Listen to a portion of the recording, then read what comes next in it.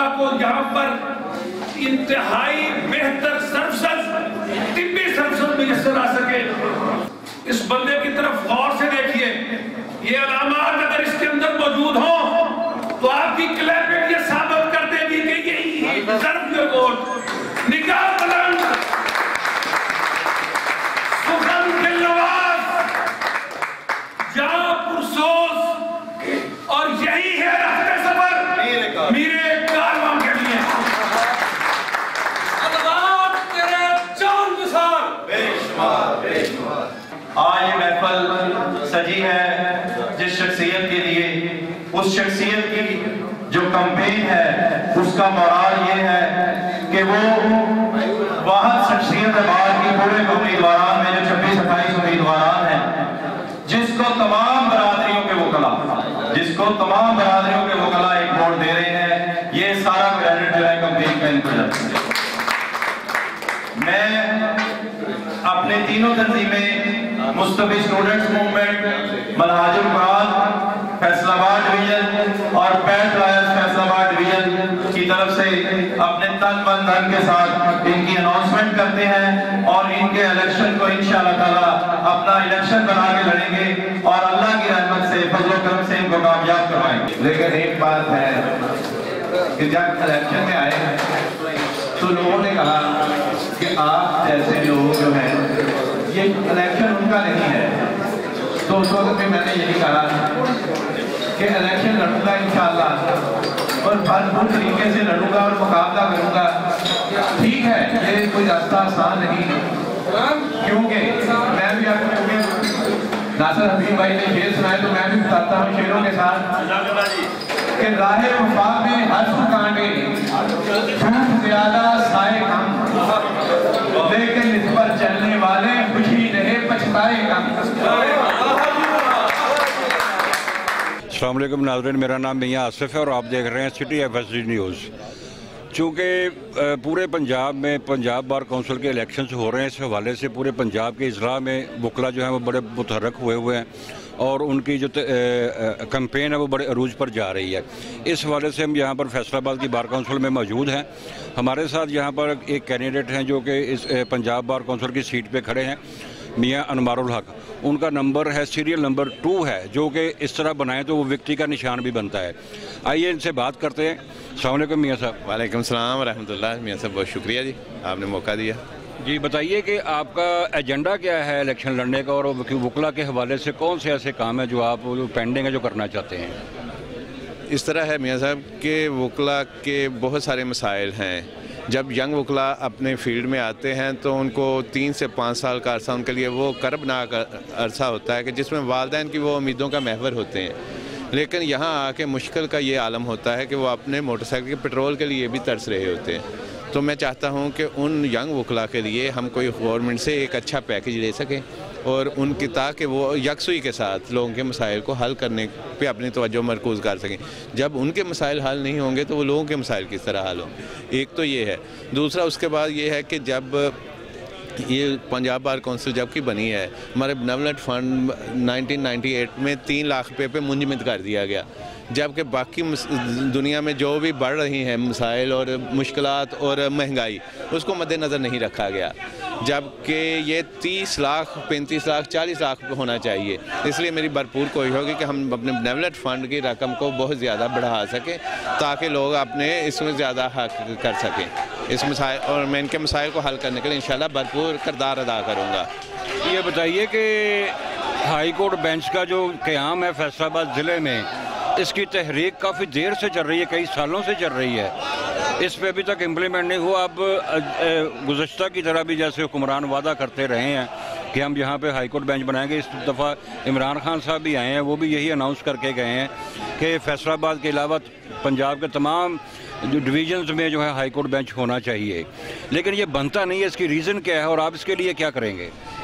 Actually इसकी reason हमारे लाहौर के भाई भी और हमारी जुडिशरी और ये हमारे ना फुकदान है, नीयतों का फुकदान। एक्चुअली देखें, हर डिवीज़न सतह पे जब ये बेंच होगा तो लोगों के मसाइल उनके दहलीज पे हल हो सकेंगे। लेकिन आम तौर यानी कि हर डिवीज़न पे हाई कोर्ट का बेंच का इतना ज़रूरी है कि एक देखें, एक शोर कोर्ट से या कहीं से भी बंदा उठता है और लाहौर जाने के लिए सुबह के वक्त अपनी जेब में पैसे भी डालता है और 3 बजे 4 बजे वहाँ से चलता है कि मैं लाहौर पहुँचूँ अपने केस के लिए, या फिर वो एक दिन पहले वहाँ चले जाता है और होटल में ठहरता है। और वकला की फ़ीसों का म्यार भी बहुत ज़्यादा बना दिया गया, जबकि वो अपने डिवीज़नल सतह पे होंगे तो लोग एक दूसरे को जानते हैं, ऑब्लाइज भी कर देते हैं और अच्छे तरीके के साथ उनके मसाइल कम कीमत में अपनी दहलीज पे हल हो सकते हैं। तो उसके लिए वो बहुत देर से ये जो नारा है हमारा, इसकी अमली शक्ल इसको इसलिए नहीं पहुंचाई जा सकी कि हमारे ही में कुछ हमारे अफराद या हमारे लीडरान वो अपने चंद ज़ाती मफादात के लिए, वो मैं उसको बिकने का लफ्ज़ तो नहीं कहूँगा, लेकिन इसके अलावा चारा भी कोई नहीं कि वो अपने ज़ाती मफादात ले लेते हैं और इस तहरीक को पसे पुश डाल देते हैं, जिसकी वजह से ये अपने अंजाम तक नहीं पहुँचती। मैं इंशाल्लाह भरपूर इसमें अपना किरदार अदा करूँगा और यहाँ फैसलाबाद डिवीज़न में इस बेंच के क़याम के लिए तमाम कम्यूनिटी को, अपने फैसलाबाद की वो ताजर कम्यूनिटी हो, वो तलबा यूनियंस हों, वो हमारे लेबर्स के दोस्त हों, सबको इंशाल्लाह इस मूवमेंट का एक हिस्सा बनाएंगे और मुश्तरका तौर पर हम इसको एक लेके चलेंगे और इंशाल्लाह हम इस मसले को हल कर लेंगे। ये मुझे एक मसला और है जो देखा जाता है अमूमन कि जो यंग वकला हैं, या मैं सबको नहीं कहूँगा, जो कानून की वायलेशन करते हैं, लोगों को मारते पीटते हैं, साइलों को के साथ भी इस तरह का सलूक रखते हैं, इंतज़ामिया में पुलिस के साथ मारपीट करते हैं, इवन के जजेस के साथ भी ऐसा हुआ है, उनके हवाले से कोई ऐसा आपके जहन में कोई है चीज़ कि उनकी ट्रेनिंग के लिए या उनको किस तरह से ये बात समझाई जाए कि वो अपनी वकला बरादरी के नाम पे जो है वो बदनामी का एक दाग ना बने? ये बहुत अच्छा सवाल है। ये दरअसल आजकल का ये करंट इशू या बिल्कुल सुलगता हुआ सवाल है, लेकिन हम भी बहुत फिक्रमंद हैं क्योंकि हम वकला में जो प्रोफेशनल वकला हैं, वो यंग हों या ओल्ड हों या सीनियर हों, कोई भी कानून को अपने हाथ में लेना पसंद नहीं करता। इस बात के मैं बड़े सदके दिल से इस बात की गवाही देता हूं कि जो इस प्रोफेशन में आता है वो कानून की पासदारी के लिए आता है। लेकिन ये जो आपने कहा है ये वाकई ऐसा हो रहा है, तो वो कौन लोग हैं? वो लोग हैं जो कि इस पेशे में अपने कुछ ज़ाती मफादात के लिए आते हैं। वो इंडस्ट्रियलिस्ट, ताजर हजरात, उनको और बहुत बड़े जिगीदार, वो उनके कोई मसाइल नहीं होते या वो लोगों के मसला कई लोग हल नहीं करना चाहते, वो अपने मसाइल हल करने के लिए आते हैं और उसको ज़ाती, हर मसले को ज़ाती मसला बना लेते हैं और उसको लिए तगोदो इस तरह कोशिश करते हैं कि वो जजेस के साथ भी, जुडिशरी के साथ और इंतज़ामिया के साथ और हर एक के साथ पंगा लेने की कोशिश करते हैं और हम उसको कंडम करते हैं। हम इसको कभी भी इस हवाले में उनके साथ नहीं हैं।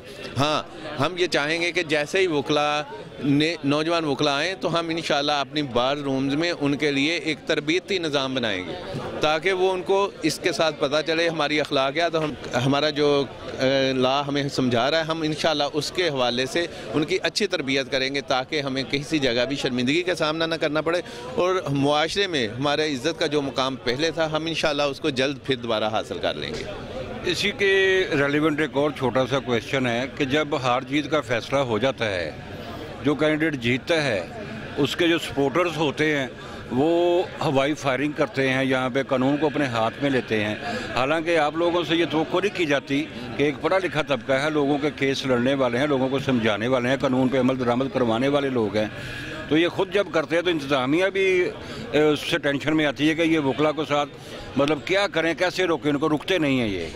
अच्छा, ये बहुत ही गलत हरकत है। इसको किसी जगह हम इसकी ना कोई वजाहत भी नहीं कर सकते कि ये जो लोग भी करते हैं असल में वो जहनी पस्ती का शिकार होते हैं। ये सीधी सी बात है कि जिसमें कुव्वत है वो जीत गया तो वो रब का शुक्र अदा करे, वो नवाफिल अदा करे, लोगों का शुक्रिया अदा करे, लोगों के पास जाए।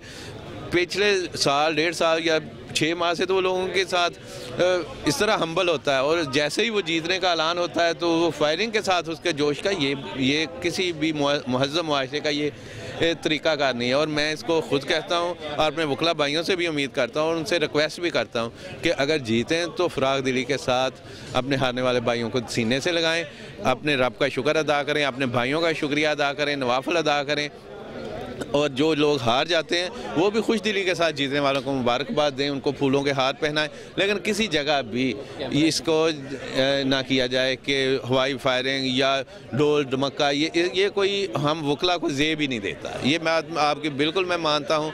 इस हवाले से मैं अपने भाइयों से हम्बल रिक्वेस्ट है, तमाम भाइयों से, कि अभी 28 को जैसे ही ऐलान हो तो आप भाई इस बात का ज़रूर ख्याल रखें कि लोगों को इससे तकलीफ़ होती है, आपकी फायरिंग से, आपके ढोल ढमक्के से, आपके बहुत ज़्यादा शोर गुल से। इसलिए अपने आप को ज़ब्त का मुजाहरा करें।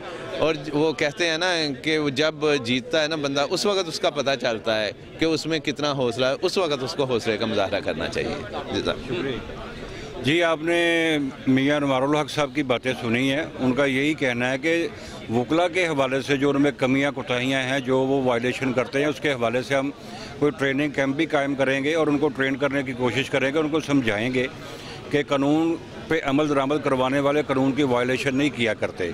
और उन्होंने दूसरी बातें भी और बहुत सी की हैं कि वकला के हवाले से जो उनके मसाइल हैं उनको भी वो भरपूर तरीके से हल करने की कोशिश करेंगे। कैमरामैन इमरान के साथ Mian Asif, city FSD news, Faisalabad.